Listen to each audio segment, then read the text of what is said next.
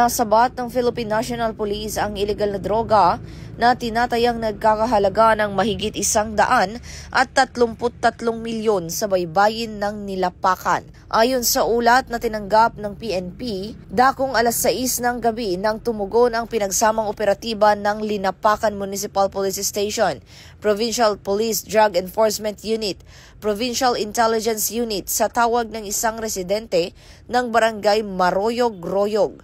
Lumitaw sa ulat na isang lalaki na kinilalang alias Benjo ang nakadiskubre ng mga kahon-kahon na pinaniniwalaang naglalaman ng iligal na droga sa baybaying bahagi ng Sitio Calelenday.